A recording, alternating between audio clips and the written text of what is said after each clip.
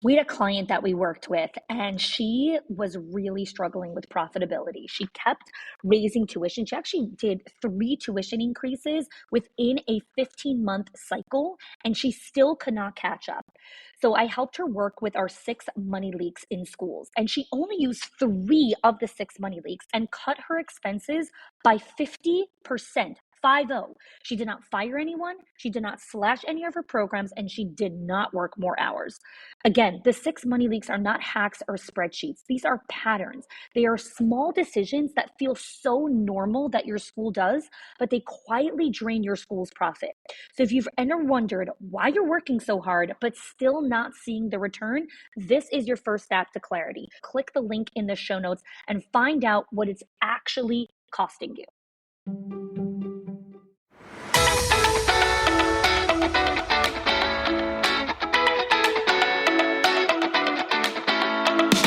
Welcome to the Schools of Excellence podcast, where we transform everyday leadership struggles into powerful legacies that impact generations.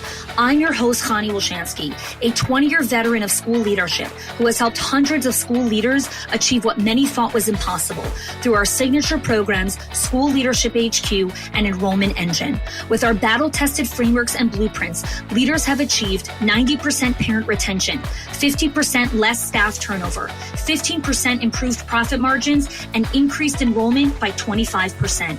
My mission is simple: to revolutionize school leadership by elevating the skills, the habits, and mindset of passionate leaders ready to create lasting change.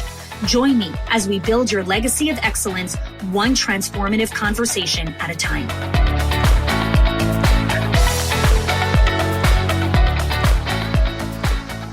Hello there, and welcome back to the Schools of Excellence podcast.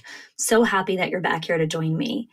Today's conversation is really the kind of been growing inside of me for a long time, maybe a couple years, but in the last couple months, it's really been speaking louder and louder. And it really started with our own family's journey of our move from New York to Florida.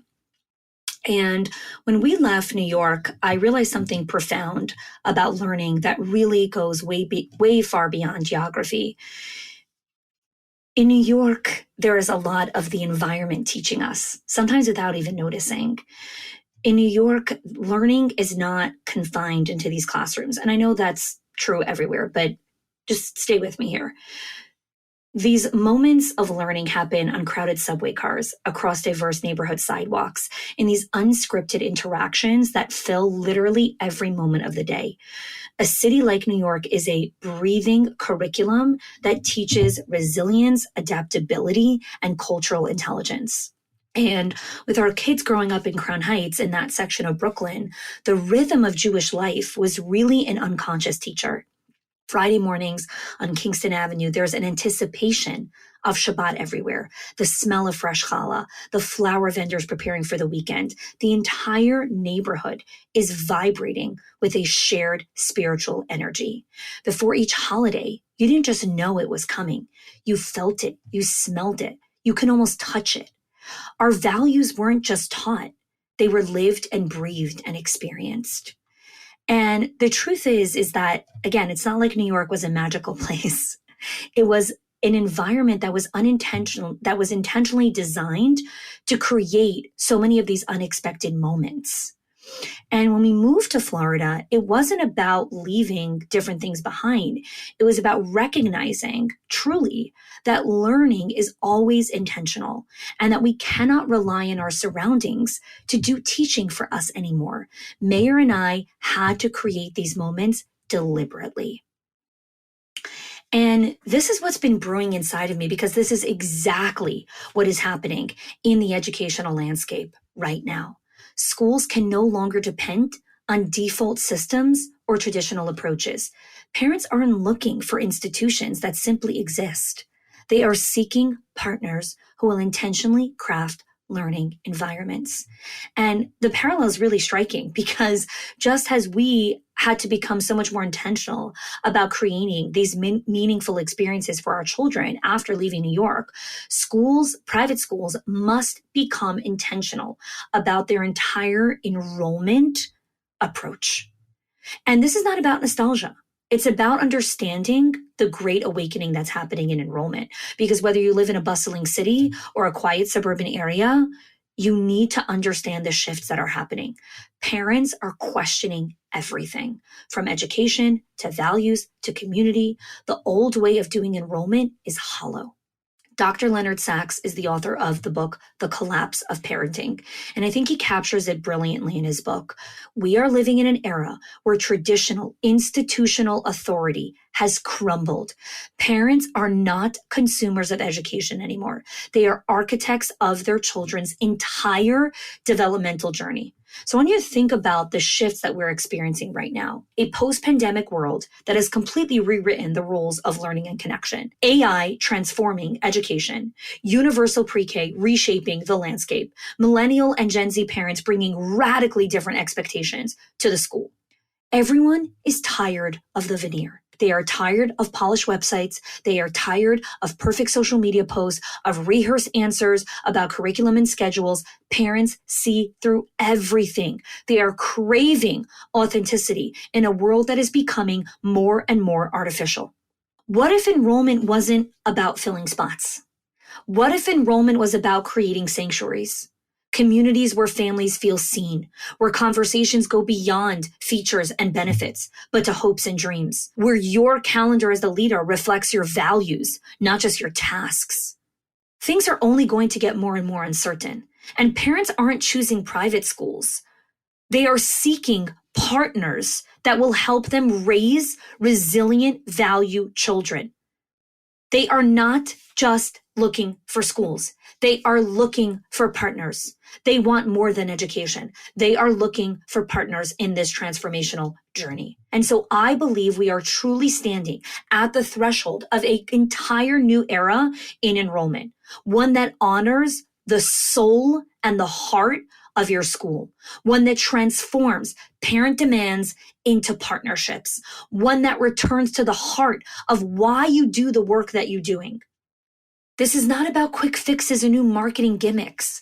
We need to reimagine how we welcome families into our communities, how we lead with values in at times where values, morals, and ethics matter more than ever. How will we build relationships that last through uncertainty and change? And I'm witnessing schools struggle with this transition. They're feeling disconnect between traditional enrollment practices and today's parental expectations. They are trying to apply old solutions to new challenges, and it is not working. The soul of the world is crying for authentic connection, for meaningful community, for leaders who understand that enrollment is not just about numbers. It is about nurturing the future of your community. Enrollment is not about filling spots anymore. It is about building a sustainable engine that grows with your school. So here's a question for you. I want you to think about, where do you stand in this enrollment awakening? You're typically going to be in one of these three camps, and I'll tell you what they are. And I want you to really listen and pause and reflect for a second. Where am I? So the first camp you might be in are the sophistication seekers. You know that enrollment is outdated. Your approach is outdated. You're not novices. You are an established leader who sense that the market has shifted beneath your feet, and you know that your current strategies feel like wearing last year's season fashion. You know that you need more than tweaks. You know that you need a comprehensive reimagining of your enrollment ecosystem. This is the sophisticated seeker. That's one camp that you might be in. Another camp that you might be in is the inactive implementers. I'm going to be brutally honest, because that's what I am. Okay, I still got New York blood in me. You're just not doing the work. You're not doing consistent calls. You're not doing strategic tours. You are not doing follow-up. Your enrollment quote unquote strategy is basically hoping families will magically appear. You're not just leaving money on the table. You are literally leaving your entire financial future of your school unexplored. So this is the inactive implementer. Like, you're not implementing. So that's the second camp. The third camp is the intuitive transformer. You feel that something's off.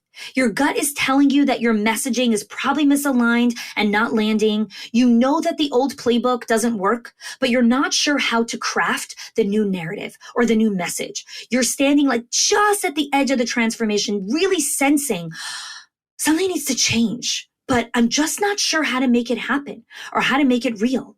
So I want you to think about, are you the sophistication seeker? Are you the inactive implementer? Are you the intuitive transformer?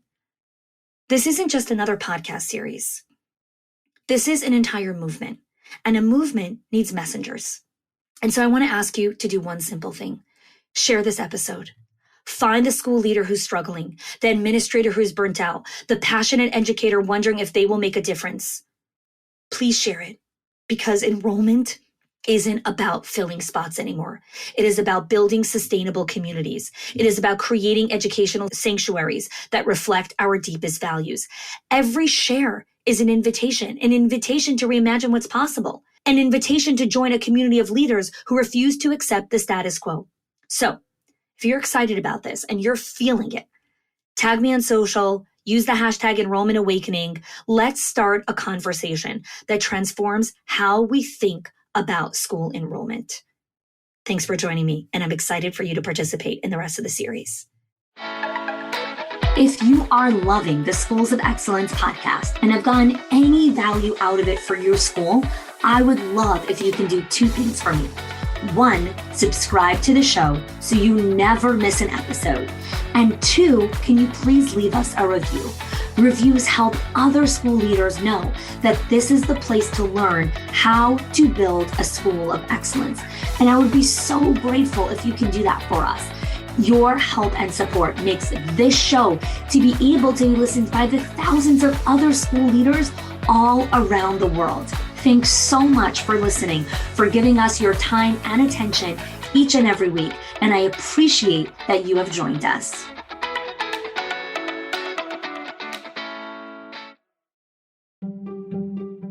If your accountant has ever told you to cut back on professional development or slash your teacher appreciation budget or your staff development budget just so you could stay afloat, or has told you, hey, you probably can't go invest in that program, please listen. The problem is not that you're spending too much money on your people or yourself or your investment or your support system. It's that your school has invisible money leaks that are draining your profit, leaks that no spreadsheet will ever catch or accountant. So I created the 6 money leaks of schools that show you the 6 core areas that schools lose money every single month without realizing it. If you close even one of them, your profits will start to soar without sacrificing your team. Go get it now and stop blaming the things that are actually building your school.